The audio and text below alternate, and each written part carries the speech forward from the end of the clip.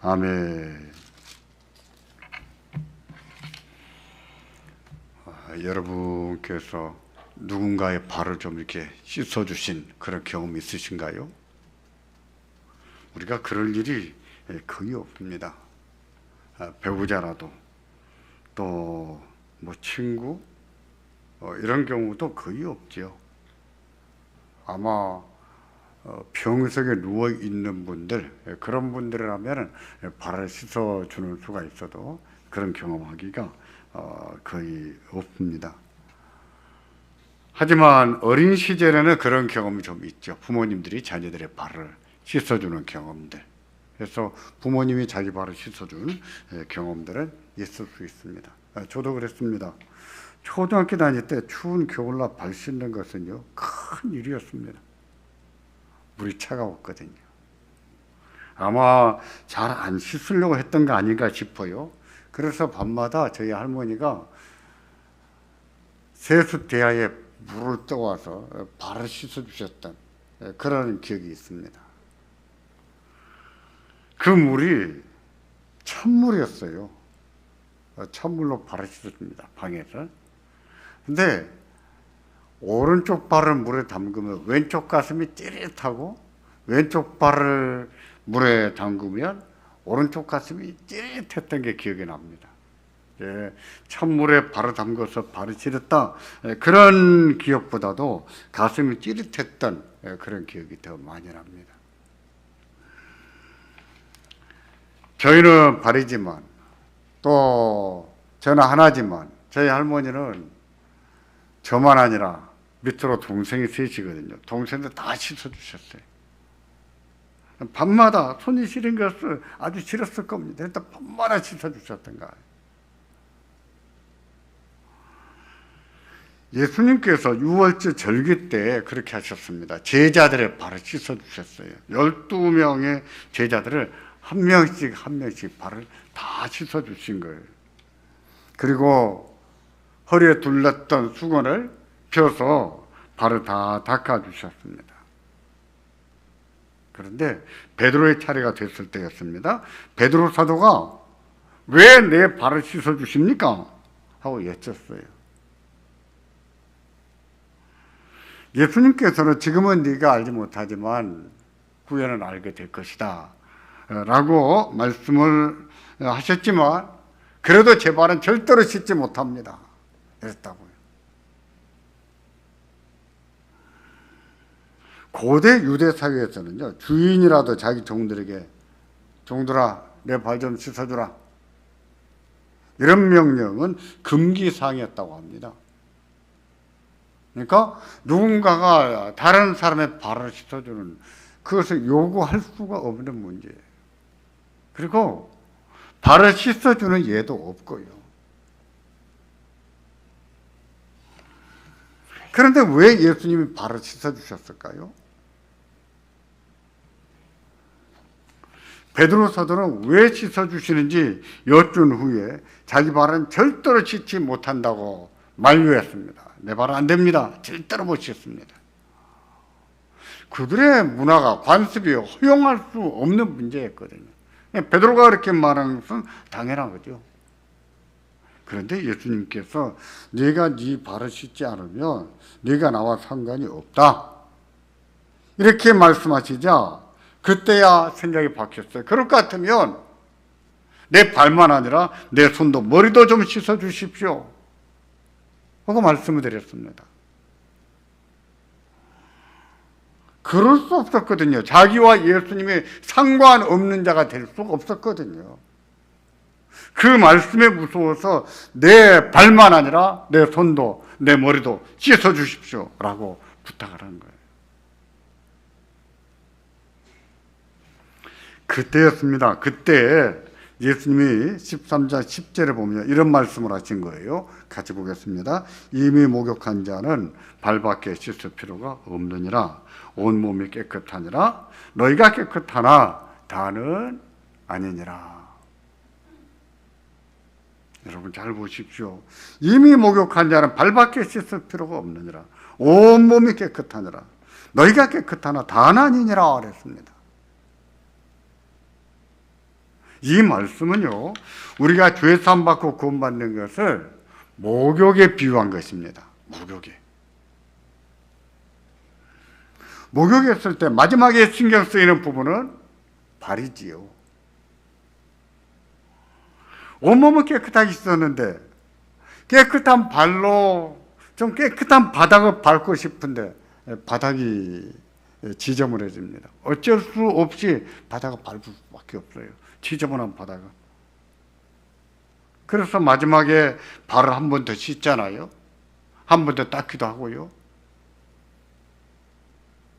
예수님은 그런 사실을 비유로 들어서 말씀하신 것이지요.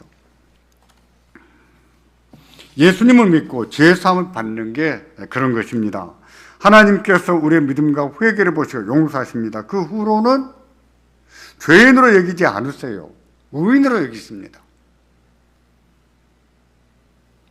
예수를 믿는 그 믿음을 보시고 우리를 죄인으로 여기지 아니하시고 의인으로 여기시고 자녀로 여기시는 거예요.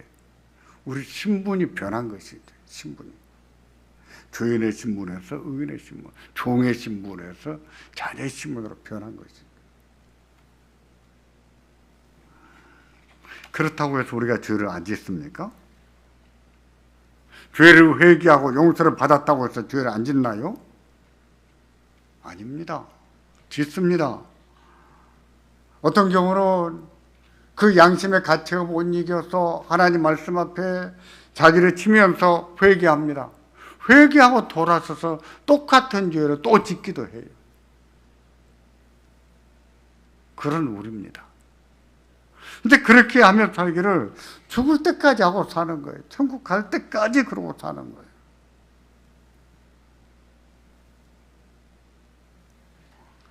그렇다고 해서 구원을 못 받은 게 아닙니다. 이것을 기억해야 됩니다. 죄를 지을 때마다 지옥으로 보내지를 않으십니다. 하나님께서는 우리의 믿음을 의로 여기시고 예수 그리스도를 믿는 우리를 의인으로 여기셔요. 이것을 이심충이라고 하는데 우리가 이 진리에서 흔들리지 않아야 됩니다. 하나님 우리를 무엇을 보시는가? 믿음을 보신다는 것을 기억하셔야 돼요. 여기서 흔들리지 않아야 됩니다. 물론 우리는 예수를 믿고도 못난 짓을 할 때가 많이 있어요. 그럼에도 불구하고 하나님은 우리의 믿음을 보십니다. 그 믿음을 보시고 의인으로 간주하신 거예요. 이 진리에서 흔들리지 않도록 조심해야 돼요. 간혹 너무 지식이 부족해서 스스로 흔들리는 경우가 있는가 하면 때로는 어떤 설교가들이 어떤 목사님들이 이것을 흔들어 버리기도 해요. 근데 그들이 뭐라고 말하든 이 진리에서 이 믿음에서만큼은 흔들리지 않도록 우리가 올바른 지식을 또 올바른 진리 위에 굳게 서야 됩니다. 이 진리의 확신을 갖지 못하면 예수를 믿어도 어떤 날은 구원을 못 받은 것 같은 생각이 들 수 있어요. 어떤 날은 지옥 갈까 봐 두렵고 불안할 수 있어요. 그러기에 올바른 지식이 부족해서 자꾸 예수를 믿어도 미신적으로 믿으려고 할 수도 있습니다.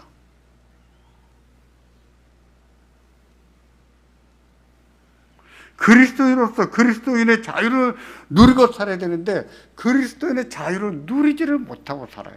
우리가 하나님의 자녀인데 마치 주의 종인 것처럼 두려워하며 살 수 있다는 말입니다.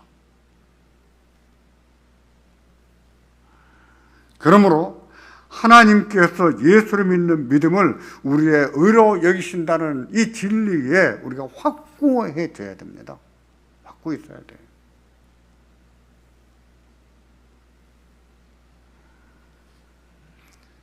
이미 목욕한 자는 발밖에 씻을 필요가 없다고 하셨는데 그게 무슨 뜻일까요?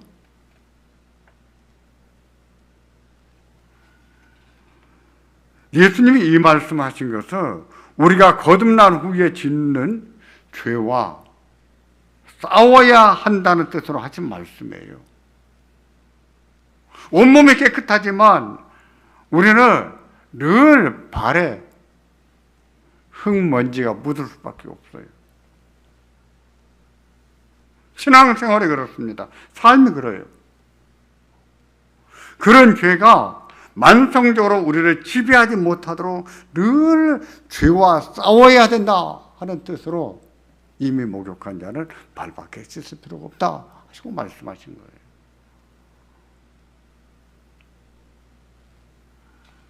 성도에게는 그런 싸움이 남아 있습니다. 그런 싸움을 잘 싸워야 돼요. 그런 싸움을 잘 싸울수록 믿음이 견고해집니다. 믿음이 깊어지는 거예요.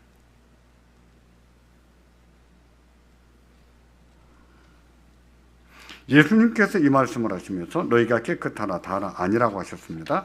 누구로 두고 하신 말씀일까요? 가룟 유다였습니다. 예수님은 팔아먹은 유다를 두고 하신 말씀이었어요. 그는 3년 동안 예수님을 따라다녔지만 믿지 않았습니다. 하나님께로부터 오신 분으로 믿지 않았고 자신의 구세주, 자신의 하나님으로 믿지 않았어요.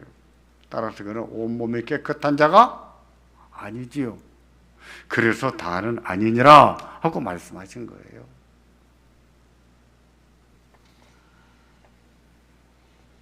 따라서 유다의 경우는 발을 씻어도 의미가 없습니다.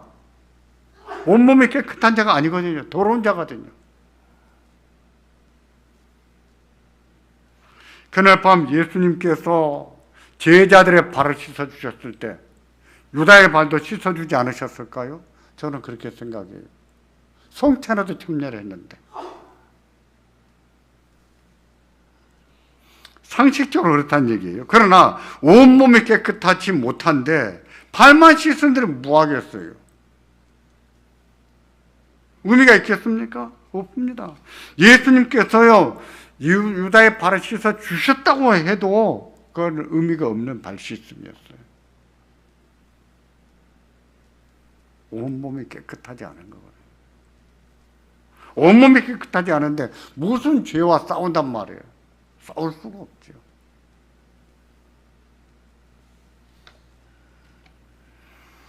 예수를 믿지 않은 사람의 회개가 그렇습니다. 그들의 죄와 싸우는 게 그렇습니다. 그들 중에도 도덕적으로 선하게 살려고 애쓰는 분들이 계세요. 그것은 잘하는 일입니다. 그러나 예수님을 통하지 않고서는 하나님께로 나아갈 수 있는 자가 없습니다.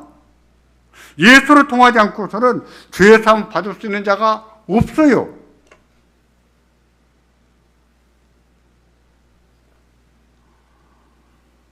죄사함을 받을 수도 없고 죄를 상대로 싸울 수도 없어요.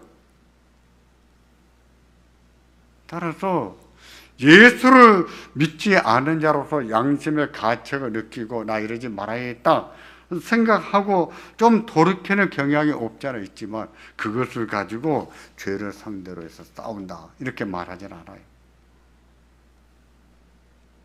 아예 예수를 믿지 않는 자는 죄를 상대로 싸울 수가 없는 자이거든요. 없습니다.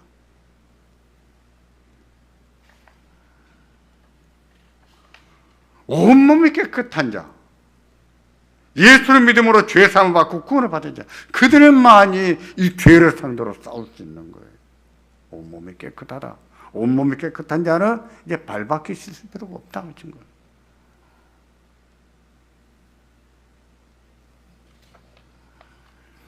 우리는 어떻습니까? 우리가 거듭났습니까?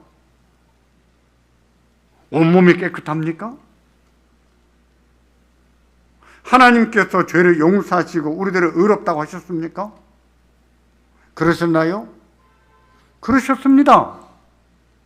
그러셨어요. 따라서 우리는 이 몸으로 사는 동안에 죄를 상대로 해서 싸워야 돼요. 죄가 우리들을 지배하지 못하도록 치열하게 싸워야 됩니다. 그렇게 싸우는 것이 발을 씻는다고 말하는 거예요.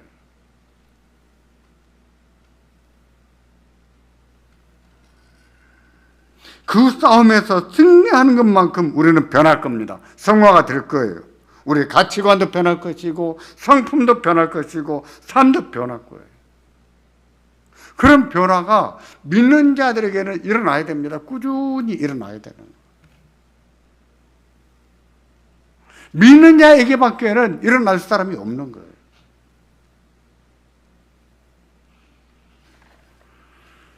저는 지금도 그런 말을 듣습니다. 어떤 경우는 목사님들에게 듣고, 어떤 경우는 뭐 군사님들에게 듣고, 어떤 경우는 성도들에게 듣습니다. 사람 절대로 안 변합니다. 그렇죠. 사람 진짜 안 변하지요. 예수 안 믿는 사람은 절대로 안 변합니다. 그러면 성화는 뭡니까? 왜 성화가 있습니까? 성령 하나님께서 그 사람의 성품스럽게 하시고, 그 사람의 생각을 새롭게 하시고, 삶을 새롭게 하신 것은 뭐예요? 그러고 보면 변하는 게 맞습니다. 변할 수 있어요. 우리도 변해야 됩니다. 우리도 변할 수 있어요. 점점 예수님을 닮는 사람으로 변해가야 됩니다. 우리에게는 그런 싸움이 남아 있어요. 그 싸움을 잘해야 됩니다. 그 싸움을 잘하는 것만큼 우리에게는 그 변화된 모습, 예수님을 닮은 모습이 드러날 거예요.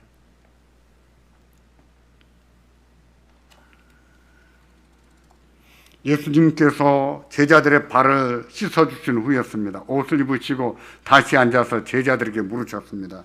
내가 너에게 행한 것을 너희가 아느냐? 내가 왜 이 일을 했는지 아느냐? 그 이유를 물으신 거예요. 왜 씻어주셨을까요? 왜 씻어주셨는지 그 이유를 본문 14절과 15절에 이렇게 말씀을 합니다. 같이 보겠습니다. 내가 주와 또는 선생이 되어 너희 발을 씻었으니 너희도 서로 발을 씻어주는 것이 옳으니라. 내가 너희에게 행한 것 같이 너희도 행하게 하려 하여 본을 보였노라. 아멘. 왜 발을 씻어주셨다고 했습니까? 베드로가 그렇게 만류했는데 왜 씻어주셨다고요? 본을 보이기 위해서. 본을 보이려고. 너희도 서로 발을 씻어줘야 된다고 하는 것을 본을 보이려고 씻어주셨다 그래요. 주와 선생이지만 주와 선생으로서 너희 발을 씻어주신 것은 너희도 하라고 발을 씻었다라고 하셨어요. 이 부분은 우리가 심각하게 받아들여야 됩니다.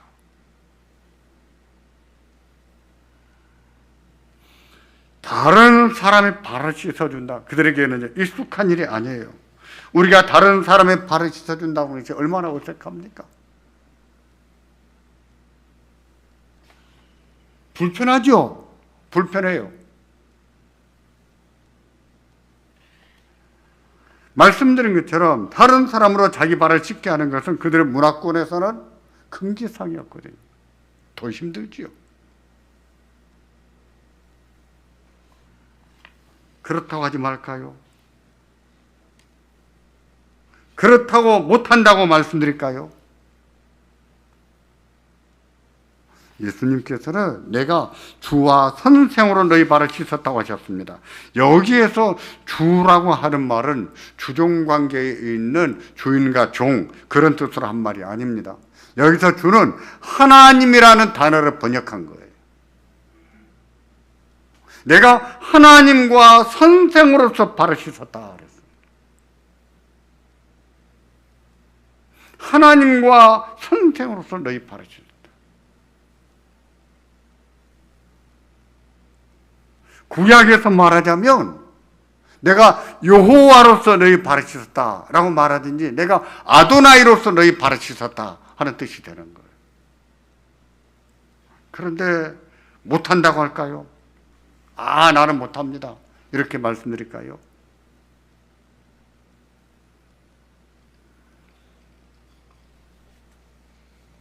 예수님께서 주와 선생으로서 그렇게 제자들의 발을 씻어주셨다면, 그것도 본을 보이기 위해서 하셨다면, 그게 아무리 어색하고 불편한 마음이 있을지라도 서로 씻어줘야 됩니다. 기꺼이 씻어줘야 돼요. 예수님을 생각하면서 씻어줘야 되죠. 자기의 감정을 생각하는 것이 아니라 예수님을 생각하면서 씻어줘.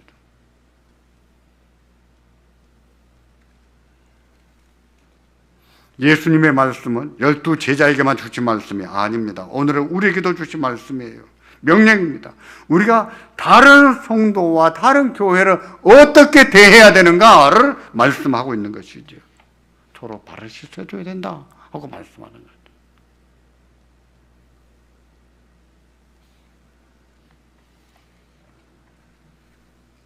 그럼요, 발을 씻어주는 것이 뭐겠습니까? 그 의미가 뭐겠습니까? 무슨 의미할까요?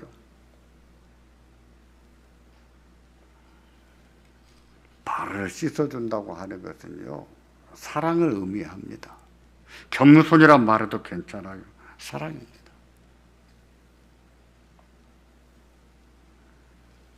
하나님으로서 죄인의 발을 씻어주신 것도 사랑이었고, 선생으로서 제자들의 발을 씻어준 것도 사랑이었어요. 너희가 서로 발을 씻어주는 것이 옳다. 서로 발을 씻어주라고 내가 번호 보였다. 주와 선생으로서 서로 사랑하라는 얘기예요.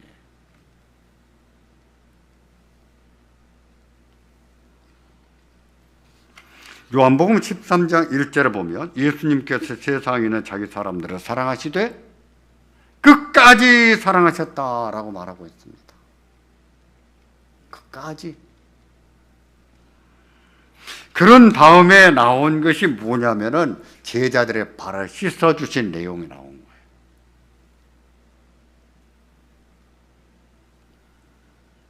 사도 요한은 요한복음을 기록하면서 예수께서 자기 제자들을 사랑하실 때 끝까지 사랑하셨다, 이 말을 예수님이 하지 않으셨어요. 않으셨는데 제자들의 발을 씻어줬던 그 내용을 기록하면서 그 앞에다가 예수님이 자기 사람을 사랑하시되 끝까지 사랑하셨다 기록한 다음에 제자들의 발을 어떻게 씻어주셨는가를 기록했습니다. 왜 그렇게 기록했을까요? 예수님께서 제자들의 발을 씻어주신 것은 예수님께서 자기 사람들을 끝까지 사랑하신 그 모습을 표현한 것 중에 하나로 기록한 것이죠.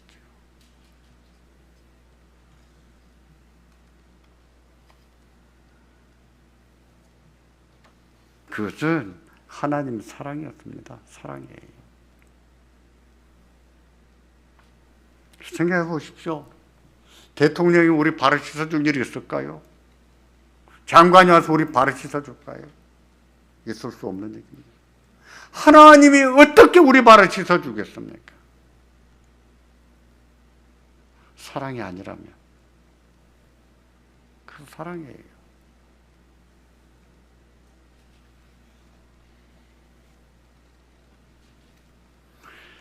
발을 씻어주신 것은 사랑이었다는 사실을 우리가 다른 경우로 또 살펴볼 수 있는데요. 예수님께서는 발을 씻어주신 다음에 성만찬을 집례하셨습니다. 이것은 내 살이라 하면서 떡을 주셨고, 이것은 너희를 위하여 흘리는 내 피라 하시면서 포도주를 주셨습니다. 그렇게 성만찬을 제정해 주셨어요. 그런데 그때 떡을 받아먹은 가룟 유다가 나갔습니다. 예수님 팔로 가버렸어요. 이제 예수님과 11명의 제자만 남았습니다. 그때 예수님이 계명을 주셨어요. 그 계명이 뭘까요? 새 계명이에요. 새 계명이 무엇인지 13장 34절과 35절에 이처럼 말씀합니다. 같이 보겠습니다. 새 계명을 너희에게 주노니 서로 사랑하라. 내가 너희를 사랑한 것 같이 너희도 서로 사랑하라. 너희가 서로 사랑하면 이로써 모든 사람이 너희가 내 제자인 줄 알리라. 아멘. 예수님께서 하나님으로서 선생으로서 제자들의 발을 씻어주셨어요. 그리고 성만찬을 제정해 주셨어요. 그런 다음에 내가 새 계명을 준다 하면서 새 계명이 무엇인지 설명하십니다. 서로 사랑해라.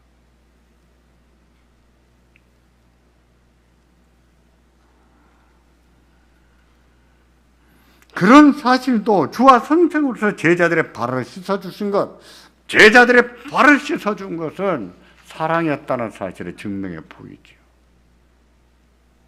발을 씻어준다는 것은 사랑이죠.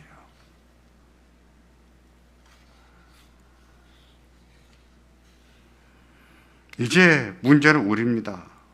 우리예요. 과연 우리가 서로 사랑하는가? 그게 우리가 그리스도인이라고 증명하는 방식 중에 하나이고 우리가 예수님의 제자라는 사실을 증명하는 방식 가운데 하나입니다. 우리가 서로 사랑하는가? 우리 마음에 사랑이 있는가?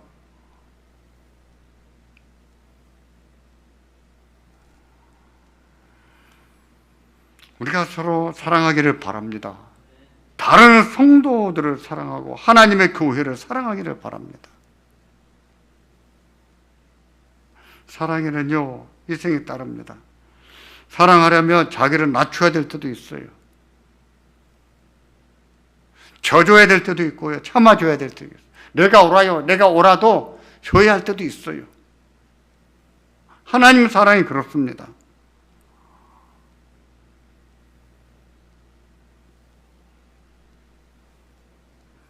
좀 다른 성도들에게 대해서 관심을 좀 가지고 돌아보시고 좀 따뜻한 위로자가 되기 위해서 노력도 하시고 뭔가 도울 일이 있다면 같이 힘이 되어주는 우리가 되기를 바랍니다. 그렇게 할 줄 아는 것이 우리가 예수님의 제자예요. 우리가 그리스도인이라는 사실을 증명하는 것입니다. 뭘로 증명하겠어요? 이로써 증명하는 것이죠. 우리가 그렇게 사랑해야 될 것 중에 하나가 교회입니다. 특히 약한 교회들. 외면하면 안 돼요. 외면하면 안 됩니다. 약한 교회들에 대해서 관심을 가져야 됩니다. 그게 하나님 사랑을 나타내는 것이고 우리가 같은 교회요, 우리가 같은 그리스도인이라는 사실을 증명해 보이는 겁니다. 예수님께서는 그리함으로 아버지께서 영광을 받으실 것이라고 하셨습니다. 우리는 그로써 하나님 앞에 영광을 돌릴 거예요. 우리 하나님은 우리들을 받으실 거예요. 기쁘게 받으실 거예요. 우리를 기뻐하실 겁니다. 그리고 성령으로 은혜 주시고 말씀으로 은혜 주시고 또 우리 행하는 일에도 복 주실 거예요. 우리 하나님이 보고 계시며 우리 하나님이 영광 받으신다는 사실을 생각하고 예수님을 생각하고 서로 사랑하고 사는 우리가 되기를 주의 이름으로 기원합니다. 기도하겠습니다.